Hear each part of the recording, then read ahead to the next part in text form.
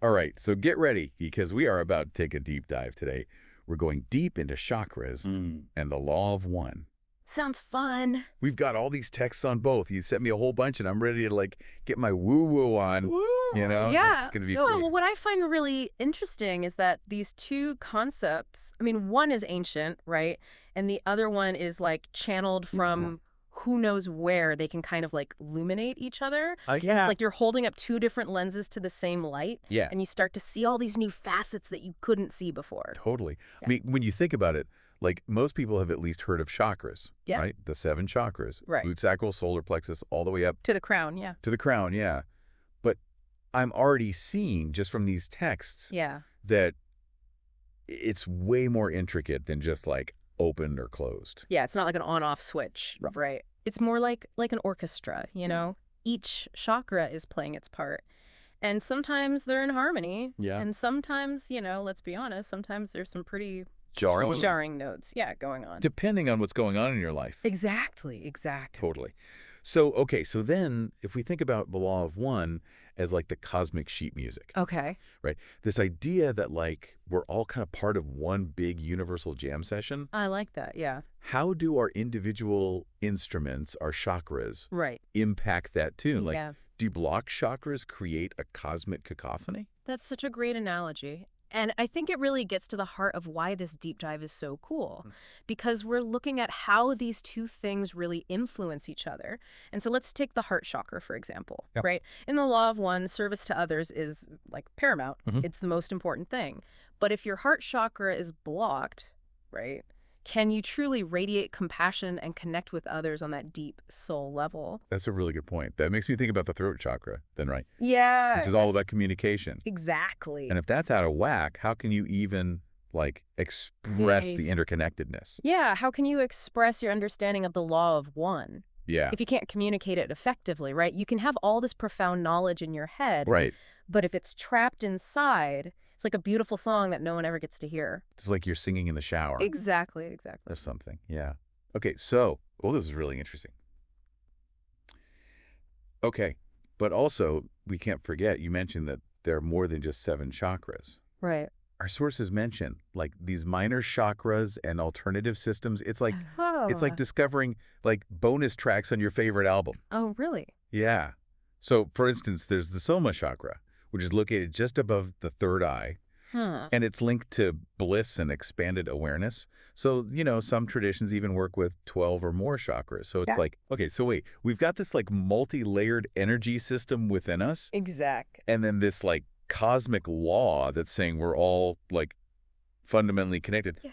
That's a lot. It is a lot to wrap your head around. It's true. Okay. But that's also what makes it so fun. Yeah, it's pretty Because as we dive deeper into these texts, we'll start to see like how specific chakra blockages might actually hinder our ability to really fully embrace the law of one. Okay, that's interesting. So like if I'm constantly worried about survival, Right. right? Like stuck in my root chakra, Yeah. can I even like grasp the concept of unity? That's a great question. And we're also going to flip the script Okay. and look at how understanding the law of one can actually help us better work with our chakras. Like, could aligning with this principle of service to others Right. actually be a key to unlocking those energy centers? Ooh, okay. All right, my mind is officially blown. Good. But before we go too far down the rabbit hole, we do need to talk about this whole law of one thing a little bit more. Yes. You mentioned it comes from channeled communications, right? Right. It's a little bit of a mystery wrapped in an enigma, Okay. but essentially it posits that all beings are part of one unified consciousness, Okay. and that our actions, thoughts, everything we do impacts the whole. So it's like dropping a pebble in a pond, Yeah. and the ripple's like, ooh, go, yeah, and they affect the whole surface. Exactly. And the more we align with this law of one, Right. the more harmonious those ripples become. And so it's all about evolving towards love and light, but it's It's not that simple, is it? not as simple as it sounds, no. Okay. But that's what makes it so fascinating, I think. Well, that's what makes it so fascinating. Yeah.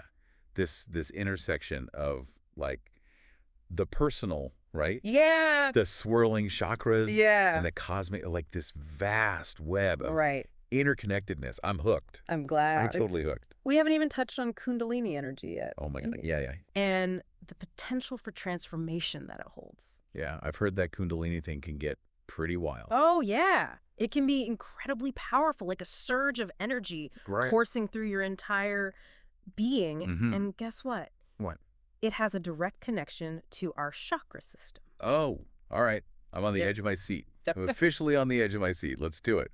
Let's dive in. Let's do it. Okay, so before we get totally lost in the swirling vortex of Kundalini, Yeah. I think it's really important for us to ground ourselves in what we've already explored, right? Mhm. We're talking about this really fascinating interplay between, our personal energy systems, those chakras, Right. and this cosmic principle of oneness, this law of one. Right. Like it's almost like two sides of the same coin, you know? Basically. And we've started to kind of see how they influence each other, right? Yeah. Like blocked chakras Yeah. can make it harder to fully embrace the law of one. And then, like aligning with that law, that service to others vibe, Mm-hmm. might actually help us unlock those energy centers. Exactly. And that's where this whole idea of Kundalini energy comes in. It's often depicted as a serpent, right? That's coiled at the base of the spine, dormant until it's awakened. Okay. Yeah. Yeah. I've heard of Kundalini awakening, but it always sounded a bit like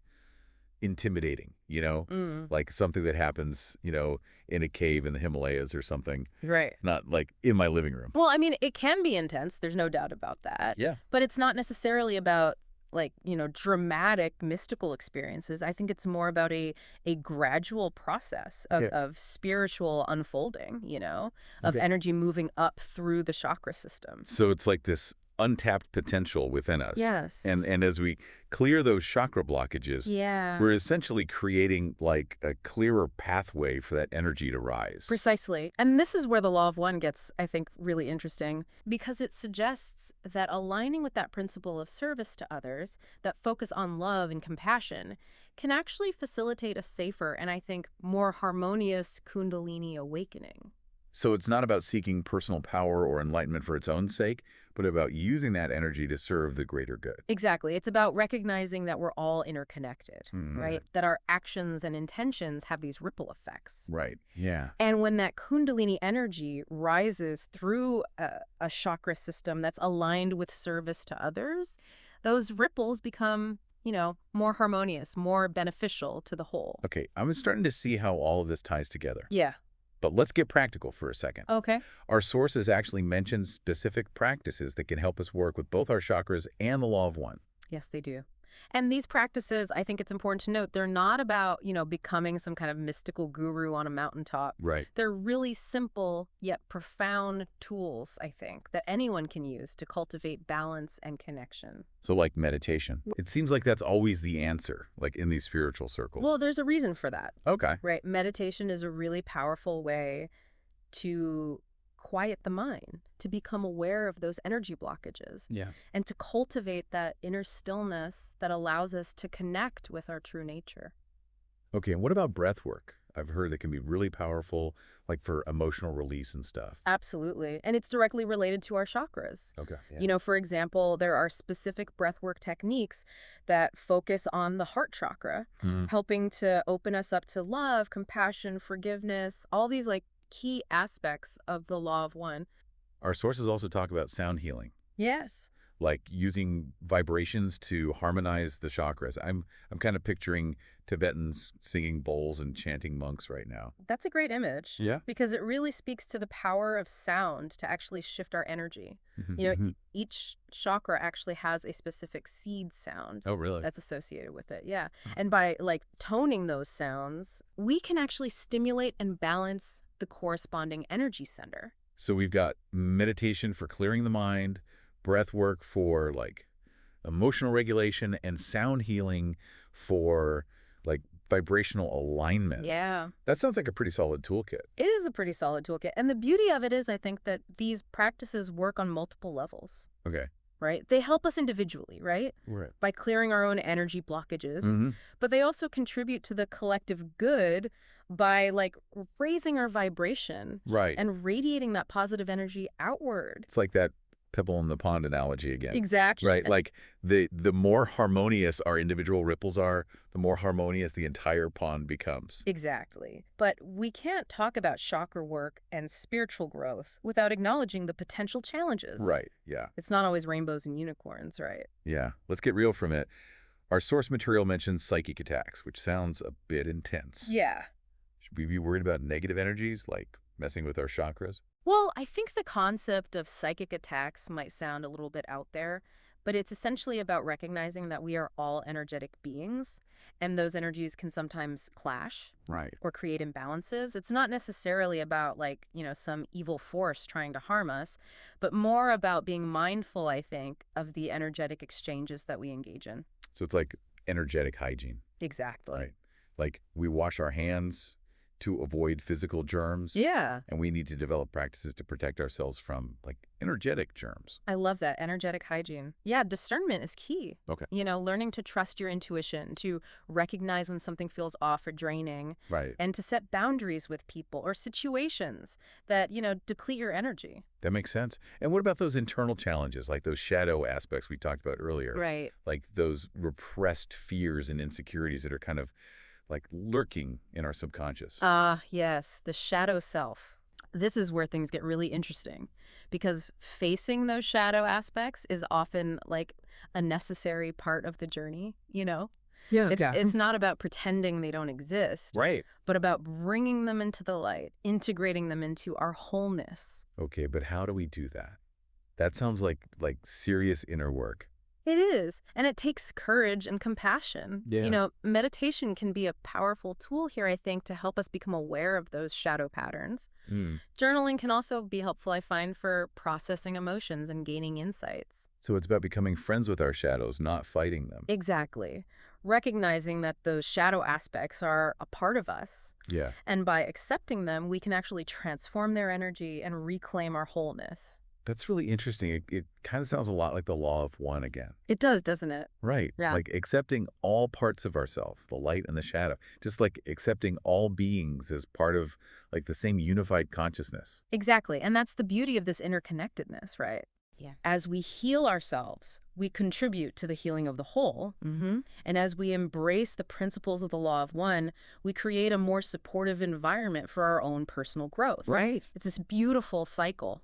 Okay, I'm feeling a bit overwhelmed by all this information, but in a good way. It is a lot to process, for sure. Yeah. But remember, it's not about mastering all of this overnight. Right. It's about taking it one step at a time, Yeah. experimenting with different practices, Hmm. and finding what resonates with you. Okay, that's reassuring. Yeah. So what's next on this journey of ours? We haven't even touched on that fascinating idea of like humanity's chakras Right. evolving over time. Right. That's where we'll pick up next. We'll explore how different historical eras might reflect the dominant energies of specific chakras Okay. and what that means for our collective evolution. All right. I'm ready for more.